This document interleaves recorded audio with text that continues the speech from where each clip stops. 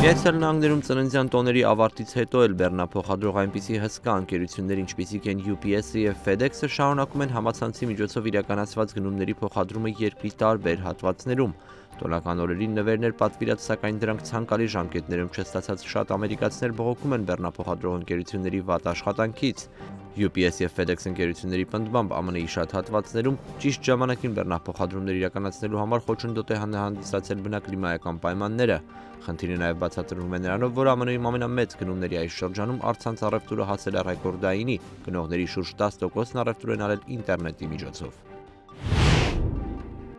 ԱՄՆ-ի Լուիզիանա նահանգի 3 փոքր քաղաքային համայնքներում տեղի ունեցած զինված հարձակումը տարածքի բնակիչները բնորոշում են որպես ահաբեկչության գիշեր։ Ոստիկանության փոխանցմամբ 38-ամյա Բեն Ֆրիմանը դիտավորությամբ կյանքից զրկել է 3 անձանց, ևս 3 հոգի հրազանային վնասվածքներով տեղափոխվել են հիվանդանոց։ Ֆրիմանը նախ ներխուժել է իր նախկին կնոջ ծնողների տուն, ենթադրաբար սպանելով նրա մորը, վիրավորելով ամուսնուն և դստերը։ 20 րոպե անց համանման կրակոցից սպանվել է Ֆրիմանի նախկին ղեկավարը և ապա քիչ անց իր իսկ կինը։ Միջադեպերից ժամեր անց Բեն Ֆրիմանի դին գտնվել է իր ավտոմեքենայում, որտեղ ըստ նախնական վարկածի վերջինս ինքնասպան է եղել։